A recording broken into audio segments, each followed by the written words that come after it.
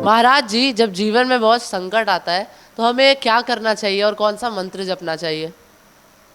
जीवन में जब ज़्यादा संकट हो, देखो, जीवन में कभी कभी बहुत ही ज़्यादा विपत्ति या परेशानी ऐसी आती है जिस समय समझ में नहीं आता है, और जब हमारा बिल्कुल ही अपना सब दिमाग काम करना बंद कर दे, तो इसीलिए कहा जाता है कि प्रभु के पहले तो सबसे पहले तो प्रभु के शरणागत होना चाहिए। और ये उसी समय विपत्ति में ही क्यों, ये हमेशा के लिए प्रभु की शरणागत होना चाहिए। जीवन में हमेशा प्रभु को स्मरण करना चाहिए, पर जब विपत्ति आए तो उस समय प्रभु की अनन्य शरणागत हो करके बस यही कहना चाहिए, हे प्रभु, अब तो आपके सिवा कोई नहीं हमारा है। अब रही बात कि जब विपत्ति में हमें कुछ नहीं दिखाई दे तो कौन से मंत्र का जाप करना चाहिए, तो देखो, हमारे गुरुदेव भगवान और हमारे जो वृंदावन रस उपासना में और संतों के द्वारा जो हमने सुना है, श्रवण किया है, और जो हमने इसके महिमा के बारे में पढ़ा है, इसके महिमा के बारे में पढ़ा है, वो है बहुत ही दिव्य मंत्र में बता रहा हूँ। और ये लगभग अब जो अध्यात्म से जुड़े हैं उनकी जानकारी में होगी, अगर नहीं होगी तो उनके लिए भी ये है। कृष्णाय वासुदेवाय हरे परमात्मने प्रणतः क्लेशनाशाय गोविंदाय नमो नमः। कृष्णाय वासुदेवाय हरे परमात्मने प्रणतः क्लेशनाशाय गोविंदाय नमो नमः। अगर कोई इस मंत्र का जो परिस्थिति, जो संकट बना है, उसके निवृत्ति के लिए, उसका निवृत्ति के लिए इसको स्मरण करे और इस मंत्र का निरंतर जाप करना शुरू कर दे। जैसे कोई बीमार है, उसके पास बैठ करके इस मंत्र का जाप करे तो बहुत जल्दी लाभ मिलता है, बहुत जल्दी। और ये बहुत ही मतलब इतनी दिव्य और शक्तिशाली ये मंत्र है कि ये प्रयोग भी किया हुआ है। ये ऐसे तो कई संतों के द्वारा ये प्रमाणित है, पर ऐसे हमने अपने भी जीवन में इसका प्रयोग किया है कई बार। ये बहुत जल्दी, मतलब जैसे शरीर की कोई कष्ट निवृत्ति हो, परिवारजनों की कोई कष्ट निवृत्ति हो, उसमें इसका जरूर पाठ करना चाहिए और निरंतर इसका जाप करें बैठ करके, तो ये बहुत जल्दी लाभ देता है, बहुत जल्दी लाभ देता है। अगर घर में अनिष्ट ही अनिष्ट हो रहा है तो इससे क्या हम पितृदोष मान ले सकते हैं? घर में अनिष्ट हो रहा है तो पितृदोष मान ले? नहीं, ऐसा क्यों? ऐसा क्या है कि हम सिर्फ खाली पितृ के ही दोष माने? हमारी अपनी प्रारब्ध क्यों नहीं उसमें है? पितृदोष होता है, पितृदोष है, पर वह पितृदोष कितनी प्रमाणित है और कितना आपको प्रकार के कष्ट। देखो, जो जीव यहां से चला गया, तो जो जीव चला जाता है तो वो जीव तो इस शरीर को छोड़ करके चला गया। अब वो नए शरीर धारण कर लिया, वो आत्मा या उसकी कोई भी हो, चाहे किसी अन्य जीव में गया हो या मनुष्य जीव में ही, अगर उसकी अच्छी रही किया हुआ कर्म तो उसको मनुष्य जन्म मिलेगा या स्वर्ग आदि मिलेगा।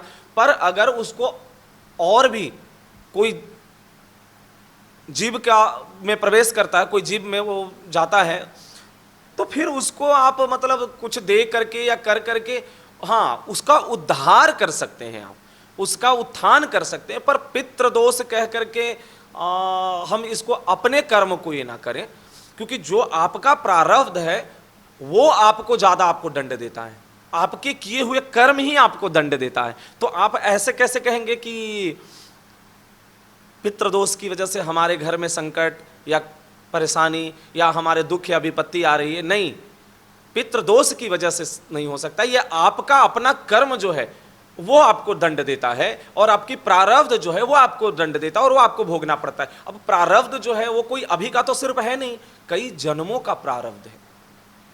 तो जब कई जन्मों का प्रारब्ध है तो वो भैया दंड तो आपको देगा, आपको परेशान करेगा। जब आपके पाप कर्म का जब प्रारब्ध आएगा तो आपको दुख देगा, जब पुण्य कर्म का प्रारब्ध आएगा तो सुख देगा।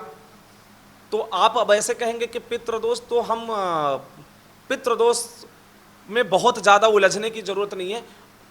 अब जब ऐसी कोई परेशानी आए तो प्रभु का स्मरण करके, प्रभु की चिंतन करके नाम जप करें, खूब नाम जप करें। जब आपकी ऐसी कोई परेशानी या विपत्ति आई तो संतों की खूब सेवा, नाम जप, कीर्तन, अगर हो सके तो श्रीमद् भागवत का पाठ कर ले।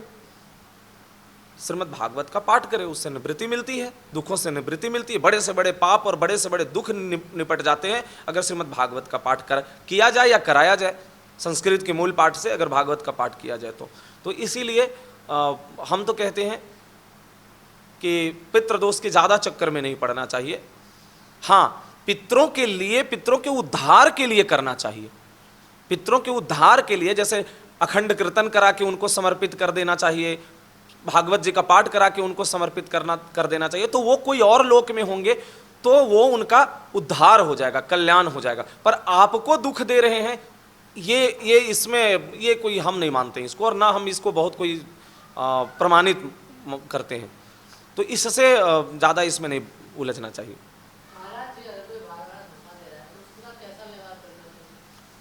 जो बार बार धोखा दे रहा है तो कैसा व्यवहार करना चाहिए? उसके साथ बहुत उत्तम व्यवहार करना चाहिए।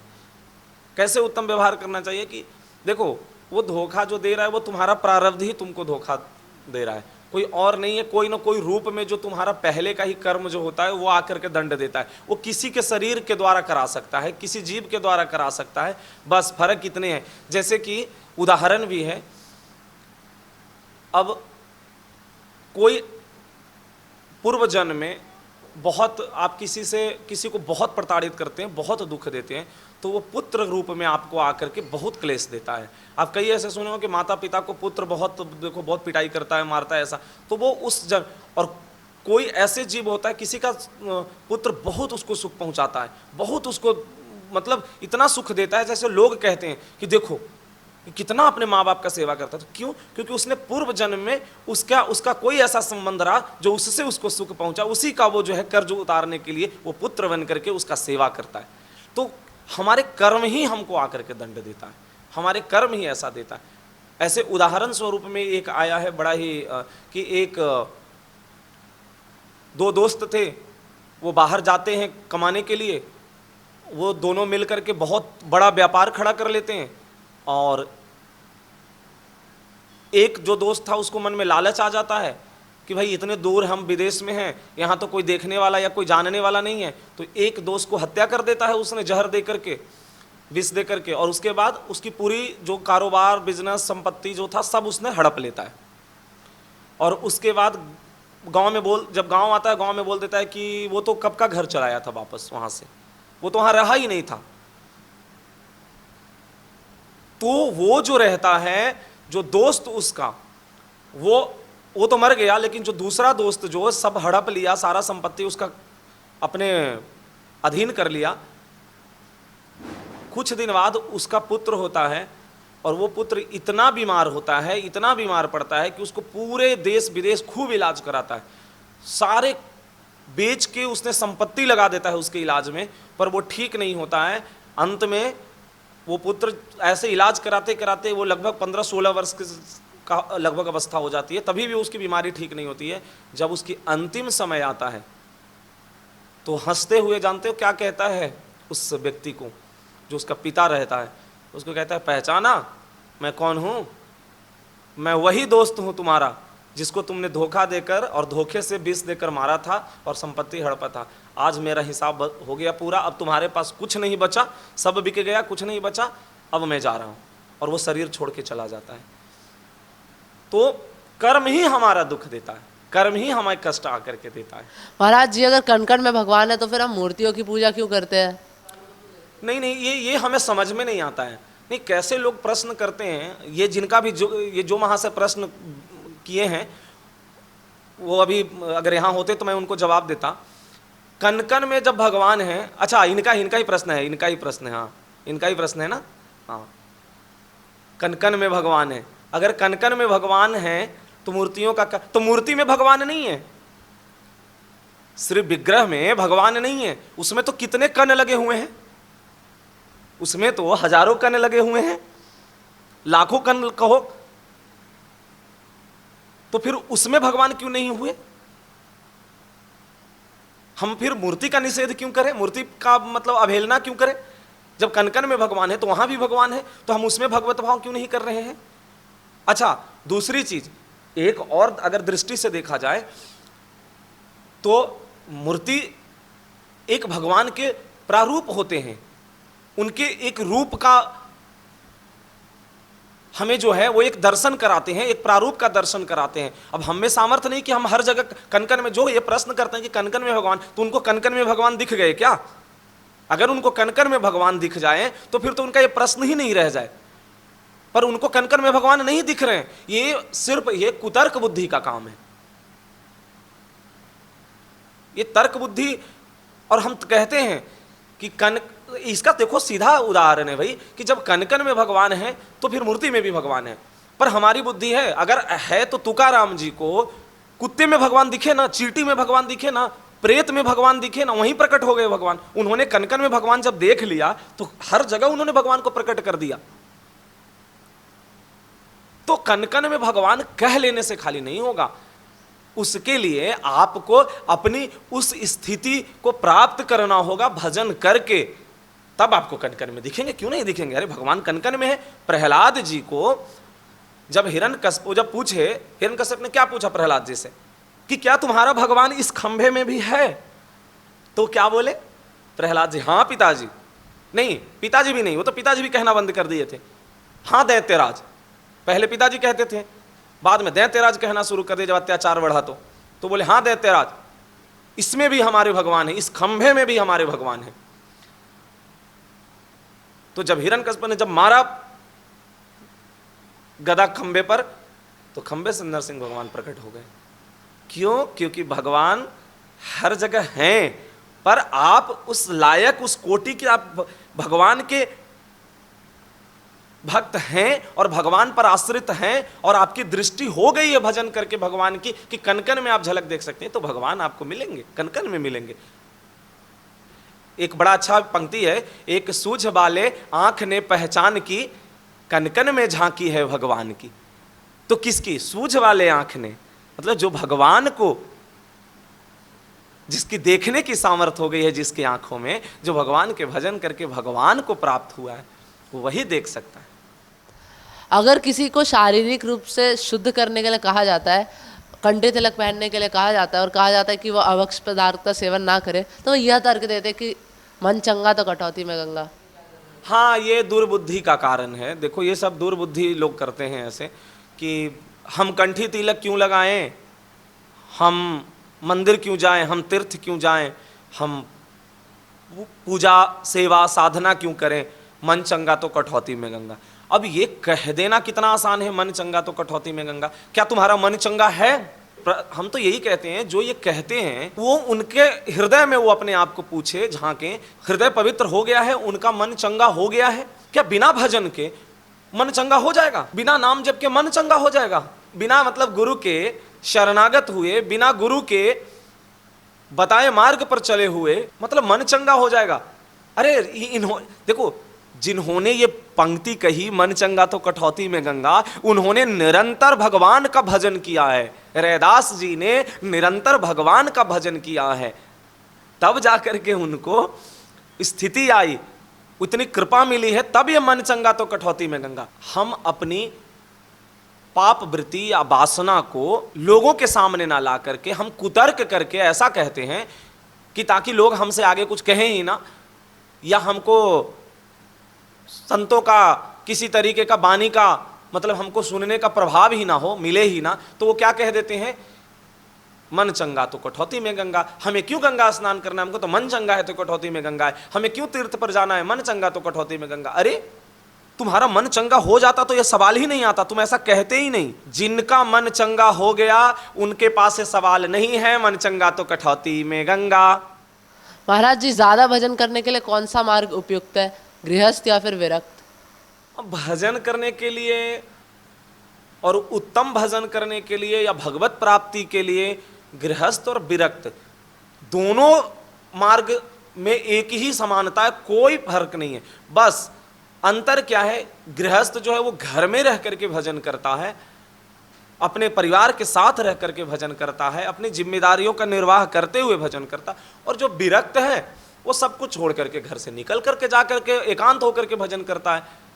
पर क्या विरक्त होने के बाद वो भजन कर लेगा?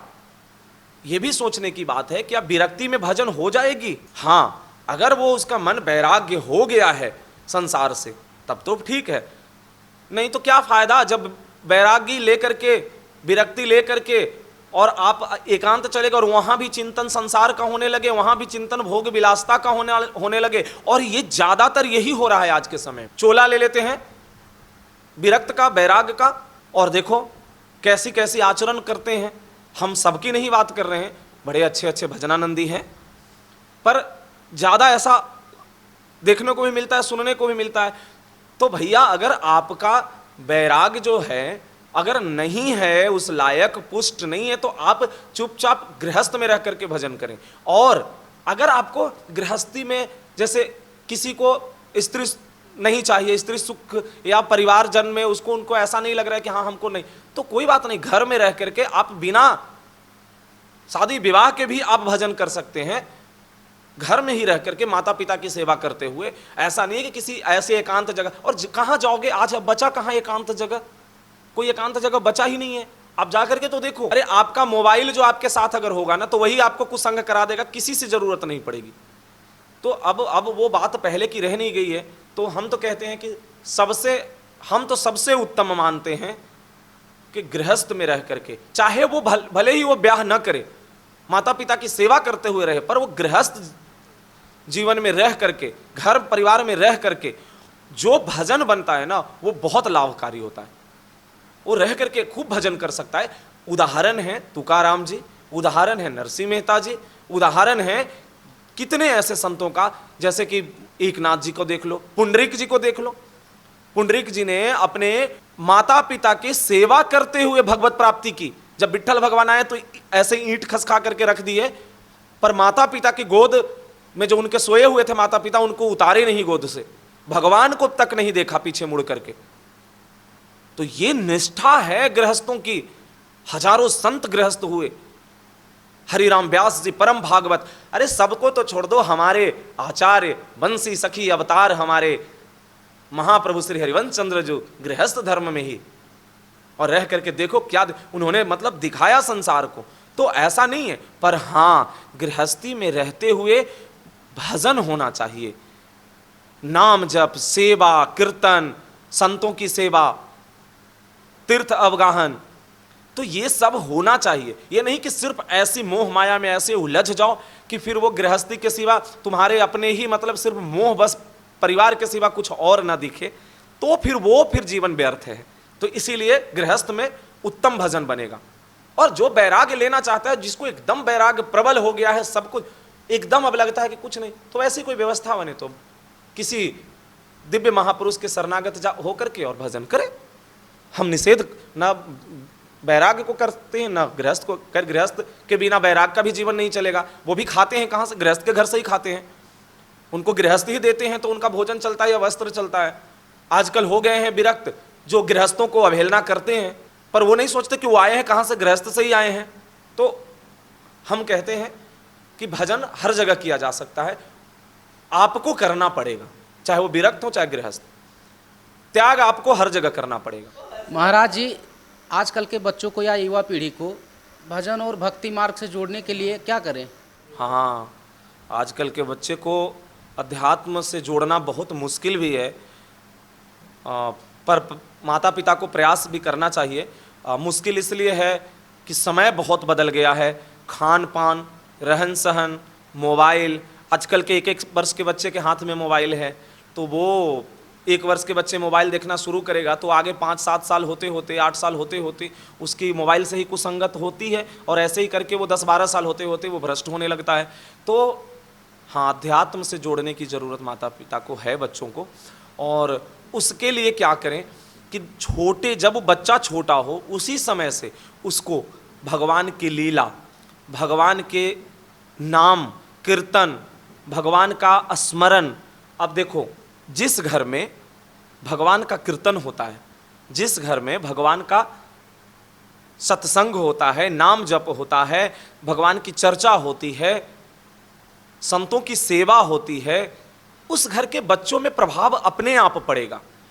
बच्चों को संतों का संग कराएं, बच्चों को तीर्थों पर ले जा करके वहां के बारे में बताएं, अपने संत परंपरा के बारे में बताएं, अपने सनातन परंपरा के बारे में बताएं, उसको रामायण, महाभारत, गीता जी, इन सबको पाठ कराएं, इन सब के बारे में उसको बताएं उसको। तो ये बचपन से जब माता पिता करेंगे तब होगा।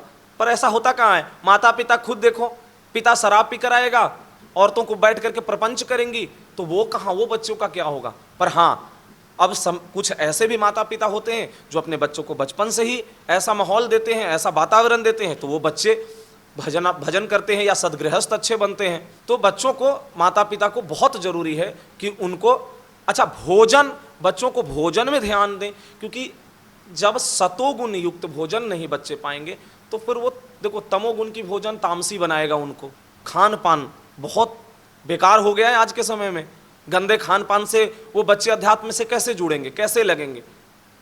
तो इसीलिए माता पिता को पहले तो अपने जो अपना आचरण है उसको सुधारना चाहिए, खान पान अच्छा करना चाहिए, घर में अच्छे वातावरण बनाना चाहिए, भगवत भजन, भगवत सत्संग, नाम जप, कीर्तन, घर में कम से कम कीर्तन तो हर घर में 20-30 मिनट कीर्तन तो जरूरी है। अगर उतना कीर्तन नहीं होता है, कम से कम अगर बहुत चीज़ें नहीं भी हो रही है तो कम से कम 20-30 मिनट कीर्तन, और बच्चों को जरूर बैठाएं, नहीं तो फिर उनको बाद में चल करके वही कुसंग करेंगे, वही जा करके फिर नशे का शिकार होंगे, वही जा करके गर्लफ्रेंड बॉयफ्रेंड के चक्कर में पड़ेंगे और तरह तरह के नशा लेंगे और डिप्रेशन का शिकार होंगे, माता पिता को कष्ट और दुख देंगे। तो इसीलिए माता पिता, अच्छा गलती माता पिता भी कहाँ कर रहे हैं कि धन के पीछे ऐसे बचपन से ही डालते हैं कि बच्चा जो है वो उसी मार्ग पर चला जाता है, क्योंकि उसको धन के सिवा और कुछ नहीं दिखता है। जब धन की, अर्थ की जब लोलुपता और अर्थ की प्राथमिकता बहुत ज्यादा हो जाएगा तो उस घर के बच्चे में अगर ऐसी संस्कार डाली जाएगी तो आगे चल करके वो भी ऐसे ही होंगे, वो भ्रष्ट ही होंगे। तो इसीलिए माता पिता को चाहिए कि अच्छा संस्कार तो दें, अच्छे व्यवहार अपने से पहले करें, और अपने घर में अगर अपने माता पिता अच्छा व्यवहार करेंगे तो बच्चे पर भी उसका अच्छा प्रभाव पड़ेगा। महाराज जी, अगर जीवन में सफलता नहीं मिल रही है तो क्या करें? हाँ, मेहनत कर रहे हैं और सफलता नहीं मिल रही है, और किसी को बहुत ही अल्प मेहनत में सफलता मिल जाती है, तो ये पूर्व का जो है ना, देखो पूर्व का जो आपका संचित कर्म जो होता है ना, वो भी आपको दुख देता है, या जो आपका प्रारब्ध है तो वो तो देता। हम तो कई बार कह चुके हैं कि देखो, अगर आपको नहीं मिलना है, आपका प्रारब्ध नहीं है आपको, तो आप कितना भी मेहनत कर लो, कितना भी प्रयास कर लो, वो आपको नहीं मिलेगा। और किसी को अगर मिलना होता है, या तुमको ही अगर जिस दिन मिलना होगा ना, तुम उस दिन बिल्कुल ही कम मेहनत भी करोगे, कम भी प्रयत्न करोगे तो आपको मिल जाएगा। तो क्या है, जब वो पुण्य आएगा तो आपको दे करके जाएगा। तो प्रारब्ध का इसमें खेल है। पर हाँ, हमें कर्म करना है, और कर्म कैसा करना है? बड़ा जोर का कर्म करना है। पर वो कर्म क्या होगा? भगवत युक्त कर्म होना चाहिए। जब हमें सफलता ना मिले तो भगवान को स्मरण करना चाहिए, भगवान का नाम जप खूब करना चाहिए, संतों का सेवा करना चाहिए, असहाय जीव जंतुओं की सेवा करना चाहिए। क्योंकि जब हम अच्छे कर्म करेंगे तो क्या होगा कि हमारा प्रारब्ध को हम रौंद करके, हम नवीन अच्छे कर्म करके, और हम अपना प्रारब्ध बदल सकते हैं, हम अपना भाग्य बदल सकते हैं। वो कैसे बदल सकते हैं? वो अच्छे कर्म करके बदल सकते हैं। तो इसीलिए कहा जाता है कि हमको मनुष्य जो जीवन मिला है वो क्यों मिला है? मनुष्य जीवन हमको सिर्फ अपने पुराने कर्मों को भोगने के लिए नहीं मिला है, हमको नवीन कर्म करके पुराने जो हमारे प्रारब्ध है उसको रौंद करके हम आगे बढ़े। हम प्रारब्ध भोगने के लिए नहीं पैदा लिए हैं। अरे हम परम सच्चिदानंद भगवान के अंश हैं, हम परम पिता परमेश्वर के अंश हैं। तो हम जिसके अंश हैं, हमें भी उतनी ही सामर्थ्य है। पर हम क्या किए कि हम अपने आप को इतना निर्बल और दुर्बल मान लिए हैं। हम अपने आप को इतना निर्बल और दुर्बल मान लिए कि अरे हम तो क्या कर सकते हैं, हम तो असहाय हैं, जो कर्म ने हमको भोगा रहा है भोग रहे। नहीं कि हम प्रारब्ध भोगे, नहीं, नवीन कर्म करें। ऐसे नवीन कर्म करेंगे, ऐसा नया कर्म करेंगे कि प्रारब्ध को रौंद दें हम। और वो कैसे करेंगे? वो भगवत युक्त होकर के करेंगे। नाम जब खूब करेंगे, खूब प्रभु का स्मरण करेंगे, खूब सेवा करेंगे संतों की। देखो कि प्रारब्ध बदलता है कि नहीं बदलता, जरूर बदलता है। महाराज जी, हम कंठी और तिलक कब धारण कर सकते हैं और इनके क्या नियम है? कंठी तिलक धारण करने के लिए देख, कंठी तिलक धारण कभी भी कर सकते हैं, और पर वो कोई, देखो कंठी तो धारण कोई भी कर सकता है, पर कंठी और तिलक अगर दोनों धारण करना है तो कोई अपना एक जो संप्रदाय या कोई परंपरा या कोई गुरु परंपरा से जुड़ करके कंठी तिलक को धारण करें। क्योंकि जिस आप परंपरा से जुड़ेंगे, जिस गुरु को आप मानते हुए जिस गुरु से जुड़ेंगे, तो उनके पद्धति जो है कंठी के और तिलक की, जो उनका तिलक है, जिस संप्रदाय का आप जुड़ेंगे उसका, उसी के हिसाब से आपको उसको धारण करना चाहिए। अब नियम क्या है? नियम लगभग सब के लिए एक ही होता है, कोई अलग नहीं है। कंठी तिलक धारण करने के लिए जब तक कि वो शरणागत नहीं होते हैं, तो नियम ऐसे होते हैं कि जैसे देखो, हम गले में कंठी धारण किए हुए हैं तो हम अभक्ष पदार्थ नहीं सेवन कर सकते हैं, अभक्ष पेय पदार्थ नहीं सेवन कर सकते हैं। ये सब थोड़ा नियम धारण तो है ही, और ये तो हर की जो नहीं कंठी तिलक धारण किए हुए उनको भी ये चाहिए नियम करना, क्योंकि भाई अभक्ष पदार्थ आपको भ्रष्ट ही करता है, आपको दुर्गति ही करेगा। दूसरा, कंठी तिलक पवित्र करता है। अब जैसे देखो, कंठी तिलक धारण करने के बाद वैष्णव चिन्ह हो जाता है, आप वैष्णव युक्त हो जाते हैं। तो उसमें क्या होता है कि आपको जैसे कि लहसुन प्याज भी नहीं खाना चाहिए, हालांकि वो वर्जित नहीं है, क्योंकि लहसुन प्याज कोई खाने से पाप नहीं लगता है, वो पाप की कोई वस्तु नहीं है, पर उसमें तमोगुण बहुत ज़्यादा होता है, तामसी बहुत ज़्यादा है, और भजन के युक्त नहीं माना जाता है। इसीलिए उसको संतों ने, ऋषि महर्षियों ने उसको निषेध किया है। पर उससे कोई पाप नहीं होता है, ऐसा नहीं कि उससे कोई पाप बनता है। तो ये सब थोड़ा सा ध्यान रखना चाहिए। और गले में अगर कभी ऐसी गलती से कभी लहसुन प्याज चली भी जाती है, जो संसार में है इधर उधर कहीं जा, तो कंठी जो है वो उसको क्या करता है, पवित्र कर देता है, कंठी प्रसाद बना देता है। अच्छा, कोई अमनिया भोजन कर रहा है तो भी उसके कंठी जो होता है वो उसको प्रसाद रूपी करके अंदर उसका जाता है। तो कंठी बहुत जरूरी है। और तुलसी की कंठी की महिमा इतनी है कि हम इस पर बहुत सारे पहले वक्तव्य दिए हैं, और इस पर कई सारे ऐसे हैं भी डाले हुए चैनलों पर। अब देखो कंठी का कितना महत्व है। तुलसी की कंठी धारण करने वाला का अगर शरीर छूटता है, इसके गले में तुलसी की माला है और उसका शरीर अगर छूट जाता है, तो उसको क्या दुर्गति हो जाएगी? नहीं दुर्गति होगी, उसकी दुर्गति नहीं होगी। उसको नरक से बचाएगा ये कंठी और तिलक, नरक से बचाएगा। इसीलिए इसकी बहुत अलग अलग महात्म हैं। हम इस पर कई सारे ये किए हुए हैं, और आगे भी सत्संग में सुनने को मिलेगा। कंठी धारण करने वाला, वैष्णव चिन्ह तिलक धारण करने वाला कि अगर शरीर छूटता है तो उस तिलक के नाते, उस कंठी के नाते भगवान उस पर कृपा करते हैं। और अगर भगवान के लोक किसी कारणवश नहीं भी मिलता है, तो उसको एक मौका और मिलेगा, जो वो भजन करके उसका, जैसे भजन करने वाला का शरीर छूटता है, नाम जप करने वाला का शरीर छूटता है और भगवत प्राप्ति नहीं होती है, तो उसको दोबारा ऐसा जन्म मिलता है जो भजन करके, ऐसी उसको माहौल में, उसका ऐसा माहौल में जन्म होगा जो खूब भजन करेगा और भजन करके भगवान को प्राप्त करेगा। उसी तरीके से कंठी तिलक की भी बहुत महत्व है। तो कंठी तिलक हर किसी को धारण करना चाहिए, और उसके कुछ नियम हैं, उसका पालन करना चाहिए। जैसे अभक्ष पदार्थ नहीं सेवन करना चाहिए, पेय पदार्थ अभक्ष नहीं सेवन करना चाहिए, कुसंग से बचना चाहिए, नशा वगैरह नहीं करना चाहिए। महाराज जी, आप कहते हैं कि भगवान सारे पाप माफ कर देते हैं, क्षमा कर देते हैं, तो कोई ऐसा भी पाप होगा जो भगवान भी उसे क्षमा नहीं करते होंगे? हाँ, ऐसा है पाप जिससे भगवान भी कभी भी उसको, मतलब भगवान भी उसको क्षमा नहीं करते और मुक्त नहीं करते। एक पाप मात्र है। देखो, सभी पापों की क्षमा और सभी पापों को मुक्ति भगवान कर देते हैं, मुक्त कर देते हैं, सभी पापों से मुक्त कर देते हैं। जैसे किसी व्यक्ति के द्वारा अगर भगवान की शरणागत हो जाए तो सभी पापों से मुक्त कर देते हैं। ये भागवत जी में है, कोई ऐसा नहीं है शास्त्र की बातें कर रहा हूं। सभी पापों से मुक्त कर देते हैं, पर एक पाप ऐसा है जिसे भगवान भी मुक्त नहीं करते हैं। उनके जो भक्तों को जो तकलीफ देता है, उनके भक्तों के लिए जो अपराध करता है, उनके भक्तों पर, वो माफ नहीं करते हैं। जैसे उदाहरण है दुर्वासा जी, परम सिद्ध महापुरुष, दूब के रस पर लंगलकल की लंगोटी लगा करके तपस्या करके इतनी मतलब किसी लोक में भ्रमण कर लेना, कहीं भी जाना, इतना तपो युक्त महापुरुष हैं। मतलब दुर्वासा जी की मतलब सामर्थ्य की कोई बात ही नहीं। पर जब उनसे एक गलती बनी, महाराज अम्बरीश जी के प्रति, परम भागवत महाअम्बरीश जी, चक्रवर्ती सम्राट, नवीन रानियां, कितने उनकी मतलब ऐसी सेवा में हजारों हजार उनके सेवा में दास दासियां, फिर भी ठाकुर जी के अपने हाथों से सेवा करते थे। और ऐसा अनन्य भक्त एक चक्रवर्ती सम्राट होते हुए उदाहरण ही है।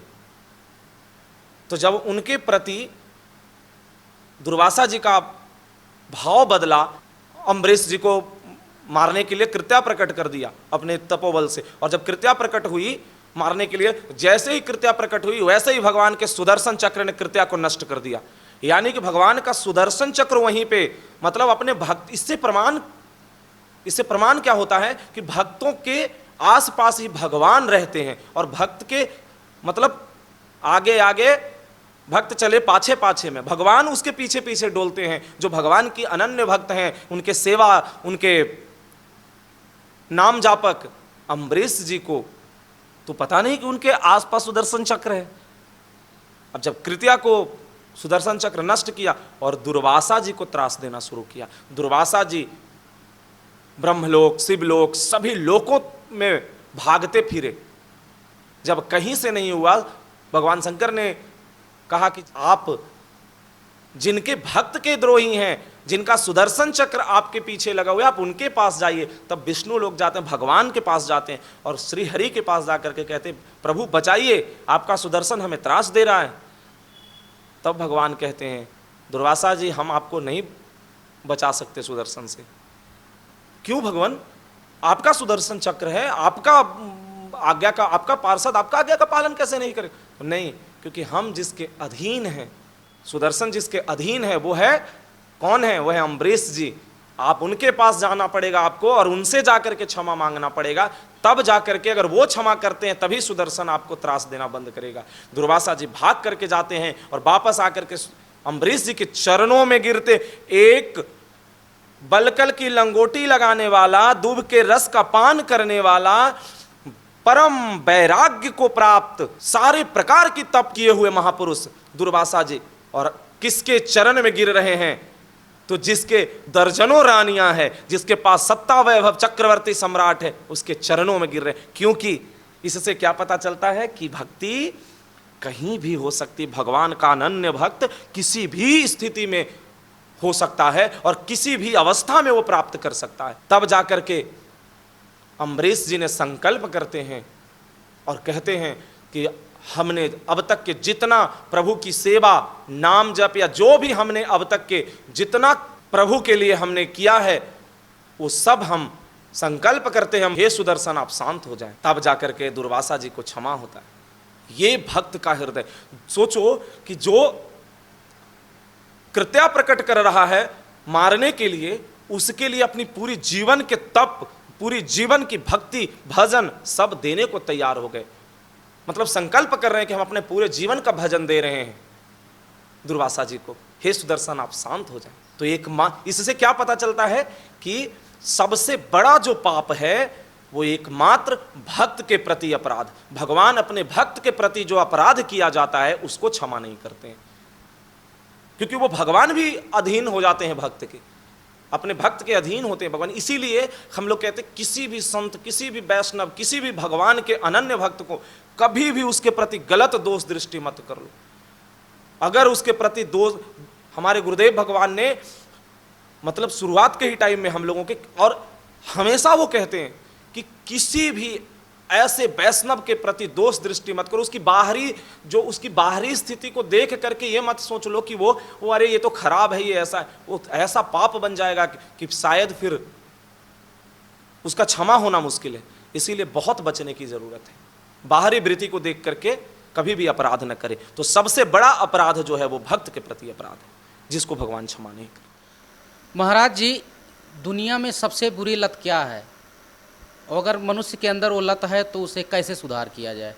सबसे बुरी लत, अब देखो भैया, संसार के लिए तो कई सारे हैं, नशा है, ये है, वो है, पर सबसे बुरी लत जो है वो है भगवान से विमुख होकर के सिर्फ संसार में डूबे रहना। ये सबसे बुरी लत है। भगवान से विमुख होकर के, भगवान को भूल करके और संसार रूपी इस माया और मोह में ऐसे डूब जाना, ये सबसे बुरा लत है। अब हम बुरा लत में नशा बुरा है, बेविचार बुरा है, शराब बुरा है, तो ऐसे अनगिनत हैं, हजारों हो जाएंगे। किसी का धन हरण करना बुरा है, किसी के प्रति हिंसा करना बुरा है, किसी से अब कितने ऐसे, पर ये इससे नहीं। अगर भगवान से जब विमुख होगा तो ये सब होगा, और जब भगवान के सन्मुख होगा, भगवान के शरणागत होगा, तो ये सब अपने आप छूट जाएंगे, ये सबसे अपने आप दूर हो जाएगा। तो सबसे बड़ा जो हम मानते हैं ऐसा, संसार में डूब जाना और संसार के प्रति मोह से ग्रसित हो जाना ही। महाराज जी, जीवन में ऐसी क्या चीज़ है जो किसी को कभी देना ही नहीं चाहिए? ऐसी क्या वस्तु है? ऐसी कौन सी चीज है जो दूसरे को कभी नहीं देना चाहिए? दुख।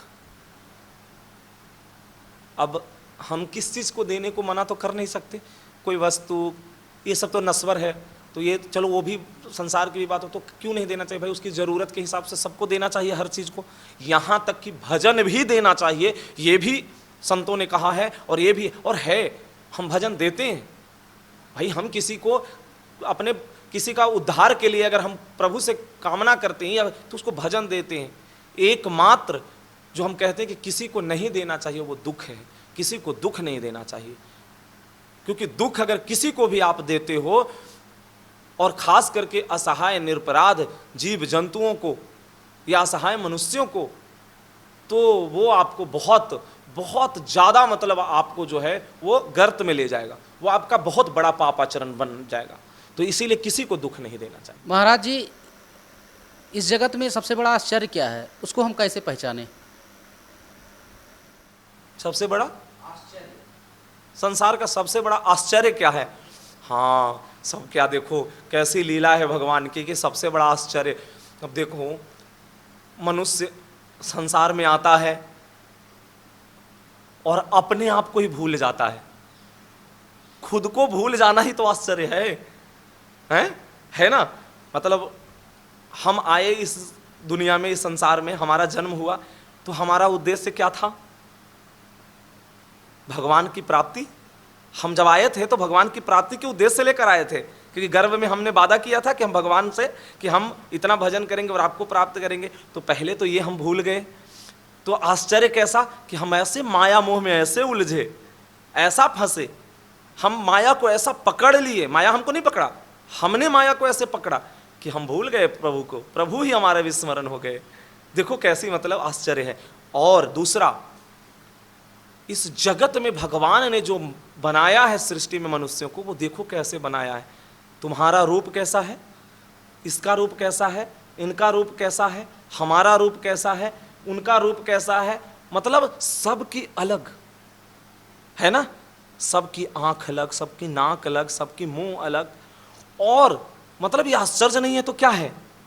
और इससे भी बड़ा आश्चर्य है कि सबकी जो, वो क्या कहते हैं, जो ऐसे फिंगरप्रिंट, जब आप फिंगरप्रिंट करते हो तो सबकी अलग होता है ना, किसी का कोई मैच नहीं कर सकता है, किसी का किसी से, आंख की किसी से नहीं मैच करता है, आई प्रिंट या जो उसको कहते हैं। मतलब कि कितना कितना आश्चर्य है, कैसा प्रभु ने बनाया। एक ही प्रभु के अंश और सब में व्याप्त है, पर कैसा है, मतलब आश्चर्य है ना। ये तो कितना बड़ा आश्चर्य है। तो ये आश्चर्य यही है, एक प्रभु की भूल जाना और माया में ऐसे डूब जाना सबसे बड़ा आश्चर्य। अपने आप को ही भूल जाना, मतलब इसमें सबसे बड़ी बात है खुद को भूल जाना। और एक कैसी सब भिन्न भिन्न प्रकार के मनुष्यों में ही अलग अलग बनाया, वो तो आश्चर्य है। सबसे बड़ा आश्चर्य तो हम इसी को मानते हैं, और जो हमारी है, हमें जितनी ज्ञान है हम तो उसी की बात करते हैं। महाराज जी, किसी को बार बार समझाने के बाद अगर वह व्यक्ति नहीं समझ रहा है या गलत मार्ग पे जा रहा है, तो उसके लिए क्या करें? हाँ, किसी को बार बार समझा रहे हैं और फिर भी वो नहीं समझ रहा है। अब वो समझा कैसे रहे और कौन से मार्ग के लिए, तो वो तो खैर अलग विषय है। पर देखो जैसे कोई गलत मार्ग पे मान लो जा रहा है, तुम उसके कोई परिवारजन हो और वो उसको बार बार समझा रहे हैं और वो नहीं समझ रहा है, वो उसी मार्ग पर जा रहा है, तो फिर हमें लगता है कि एक बार, दो बार, तीन बार समझाना चाहिए। और अगर उसके बाद भी नहीं समझता है तो फिर भगवान के ऊपर छोड़ देना चाहिए। भगवान से प्रार्थना करना चाहिए कि हे प्रभु, हम तो इसका भला चाहते हैं, हम इसका मंगल चाहते हैं, पर ये अपने आप को बदलना नहीं चाहता है, तो आप थोड़ा देख लो प्रभु, आप कृपा करके इसको ऐसी सद्बुद्धि दें कि ये गलत आचरण छोड़ के गलत मार्ग से ये सही मार्ग पर आए। तो क्योंकि भगवान का बल ही काम फिर करेगा। क्योंकि क्या होता है ना कि जब हम गलत मार्ग पर जाते हैं और जब उसको आप जब समझाने जाओगे तो वो क्या है ना, आपको वो गलत समझ लेगा और उल्टा प्रक्रिया उसका हो जाएगा। अच्छा, बार बार आप समझाओगे, वो समझेगा नहीं तो क्रोध फिर होगा। अभी इसी में क्या होगा, क्रोध उत्पन्न होगा, तो इसी में फिर हिंसा वगैरह होने का डर हो जाता है। और कई ऐसे घटना होते हैं कि बार बार समझाने के बाद भी नहीं सुना, तो अब उस पर कभी हाथ उठा दिया, कभी कुछ किया, और वो बाद में चल के बड़ा रूप ले लेता है। तो हमें इससे बचना चाहिए। 2 बार 4 बार बैठा करके उसको समझाना चाहिए। अगर फिर भी नहीं वो समझता है तो भगवान के भरोसे छोड़ देना चाहिए और भगवान से प्रार्थना करना चाहिए उस जीव के लिए कि हे प्रभु, आप ही देखो, हमारा तो जो प्रयास था, जो कर्म था, वो हमने किया, पर ये नहीं सही मार्ग पर आ रहा है और ये गलत ही आचरण कर रहा है, गलत मार्ग पर, तो आप अब देख लो। नहीं, ये भगवान ही कर सकते हैं, सुधार सकते हैं। क्या पुत्र के द्वारा किया गया भजन और पुण्य माता पिता को प्राप्त होता है? हाँ हाँ हाँ हाँ हाँ, बिल्कुल बिल्कुल बिल्कुल। पर कितना मिलेगा ये भी निर्भर करता है। अब जैसे इसकी कोटि है, किस कोटि का वो कर रहा है। देखो, पुण्य कर रहा है अगर पुत्र, तो उसको लाभ उसका मिलेगा, पर माता पिता को उसमें बहुत ज़्यादा नहीं लाभ मिलेगा। पर अगर पुत्र भजन कर रहा है तो वो माता पिता को मिलेगा। अब जैसे भजन करके कहा जाता है, और ये कहा क्या जाता है, ये प्रमाणित है कि अगर पुत्र भजन करता है और घर का, ऐसे तो कहा जाता है घर का कोई एक संतान अगर भजनानंदी हो गया और भगवत प्राप्त हो गया तो 21 पीढ़ी को तार देता है, पीछे के 7 और आगे का 14 पीढ़ी। मतलब पीछे का 7 पीढ़ी और आगे का 14 पीढ़ी को तार देता है। तो भजन अगर परायण पुत्र है तो पिता माता पिता को लाभ मिल जाएगा। और अगर पुण्य सिर्फ है तो संसार की उन्नति पुत्र को होगी, माता पिता को उससे बहुत ज्यादा लाभ नहीं मिलेगा। हाँ, माता पिता को यह लाभ हो सकता है कि पुत्र अगर सतोगुण से युक्त है तो माता पिता की सेवा करेगा, माता पिता के प्रति भाव है तो माता पिता को सेवा करेगा, माता पिता के प्रति अच्छी कर्तव्य होगा, तीर्थ अवगाहन वगैरह कराएगा माता पिता को, तो वो लाभ जो मिला वो मिला। पर माता पिता को सही मायने में अगर लाभ देना है तो पुत्र को खूब भजन करना चाहिए, और भजनानंदी पुत्र अगर हो गया तो 21 पीढ़ी को तारेगा। तो इसीलिए तो कहते हैं कि एक संतान क्यों खोजते हैं, पुत्र या पुत्री घर में, इसीलिए तो माता पिता चाहते हैं ना कि हमारे घर में कोई ऐसा संतान आए जो हमारा उद्धार करे।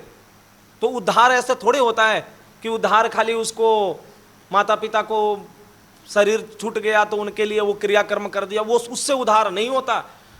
संतान की प्राप्ति इसलिए चाहते थे लोग, पहले भी लोग भी देख लो, अभी भी जो उनके जहां भी उसका जो पितर होते हैं उन सब को कल्याण हो जाता है अगर वो भजनानंदी पुत्र घर में होता है तो।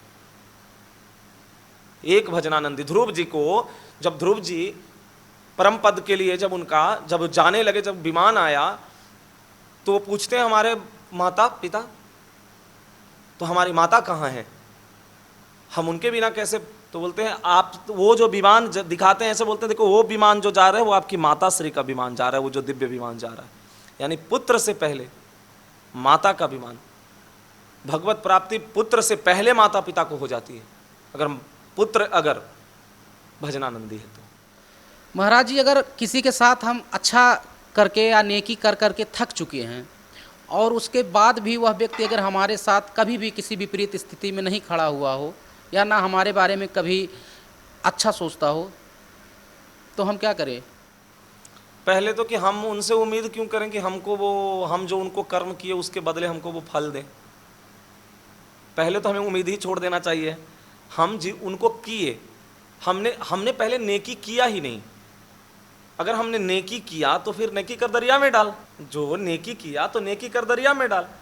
अब हमने नेकी तो कर दिया, पर उसके बाद हमने क्या किया कि हम उम्मीद करते कि वो हमें उसके बदले हमें भी जैसे रिटर्न होता है ना, रिटर्न गिफ्ट मिले, तो वहां पे फिर चाहत हो गई ना, तो चाहत तो दुख का कारण होगा। हाँ कोई बात नहीं है ना, कोई बात नहीं है, हमारा जो कर्म है हमने कर दिया। हमारे साथ भगवान खड़े होंगे ना, हम उनको खड़े होने के लिए क्यों कहें?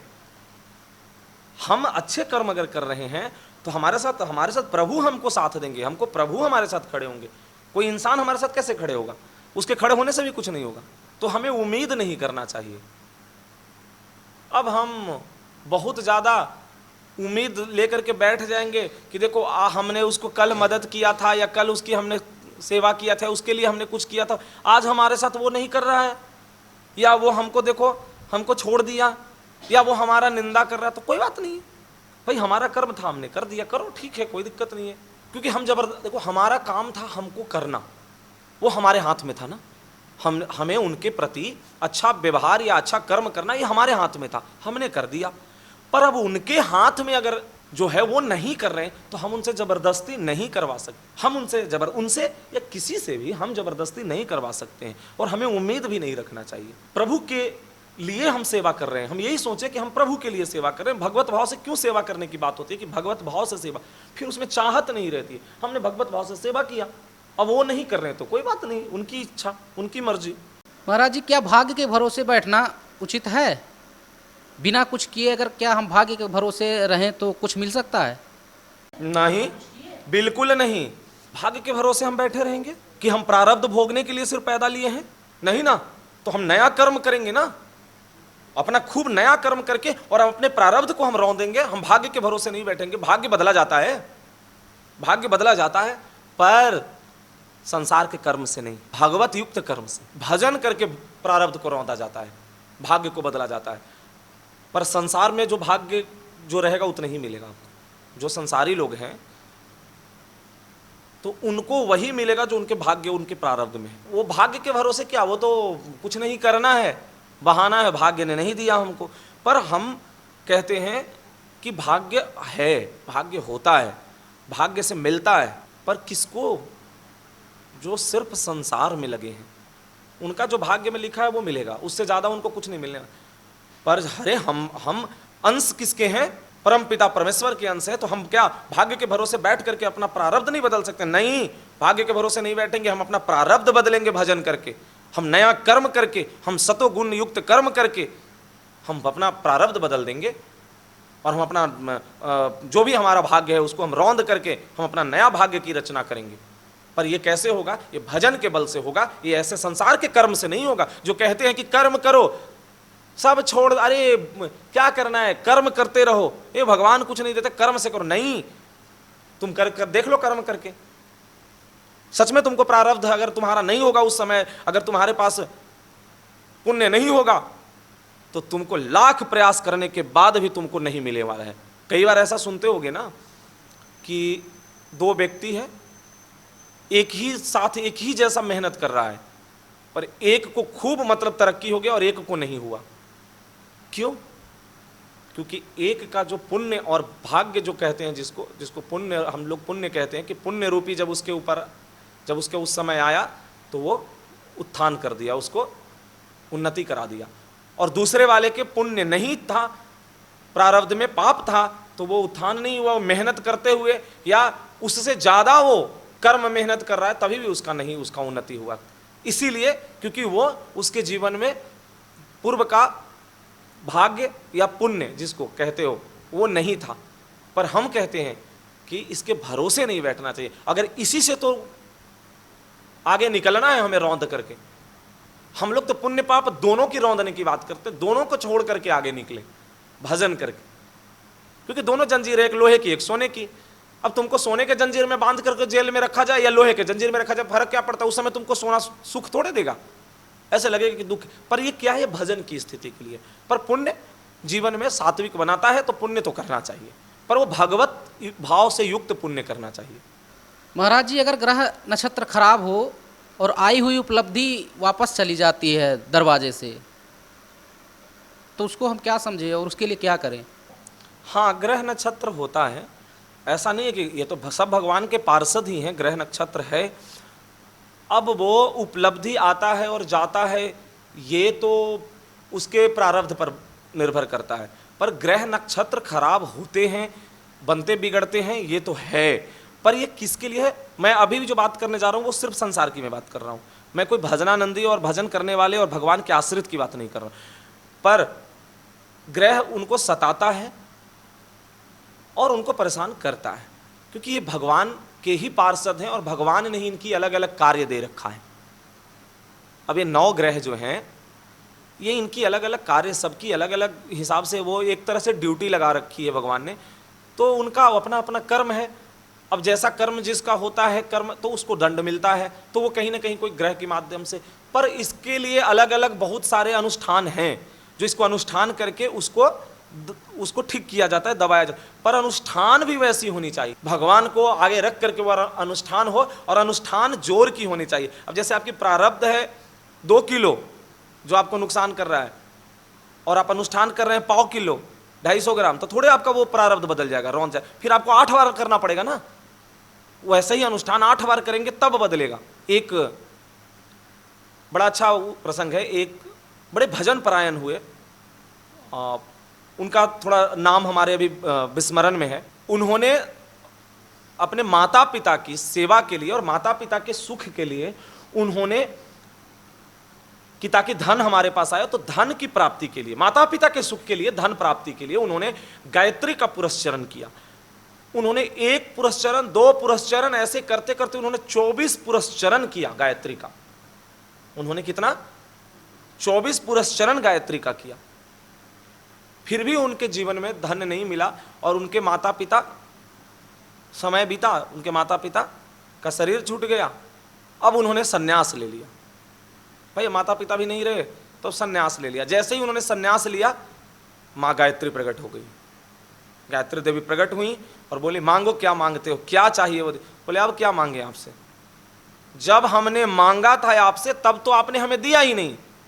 हमने 24 पुरस्चरण किया गायत्री का, और वो आपने हमें, वो माता पिता की धन के लिए हमारी कामना थी, और माता पिता ही आप नहीं रहे। अब माता पिता ही नहीं रहे तो हम किसके लिए कुछ भी आपसे चाहें? तो अब हमारी कोई चाहत ही नहीं, अब तो हम संन्यास ले लिए हैं। तब बोलती है माता गायत्री कि तुम्हारा 24 जन्म होना था। ऐसे भयानक 24 पाप थे, इतने बड़े 24 पाप थे कि तुमको 24 जन्म में बहुत ज्यादा पाप मतलब भोगना पड़ता। तो तुमने 24 पुरस्चरण कर, 25 था, उन्होंने बोला 25 पाप था, हाँ 25 था, तो 25 जन्म जो लेना पड़ता उसने, तुमने 24 पुरस्चरण गायत्री करके 24 जन्म का तुमने अपना पाप तो खत्म किया ही किया। 24 जन्म जो था वो, उससे भी तुम मुक्ति हुआ तुम्हारा, उससे भी मुक्ति पा लिया तुम, और 25वां तुम्हारा मिट गया सन्यास लेने से। जैसे ही तुमने सन्यास लिया तुम्हारा 25वां भी मिट गया। तो इससे क्या मिलता है? इससे उदाहरण है कि हमें प्रारब्ध जो हमारा होता है वो अगर जोर का है और अनुष्ठान अगर कमजोर है तो नहीं होगा, और अनुष्ठान जोर का और प्रारब्ध कम है तो उसको रौंद करके उसको सफल कर देगा, उसकी परिस्थिति को बदल देगा, ठीक कर देगा। राधा वल्लभ लाल की जय। जय जय श्री राधे श्याम।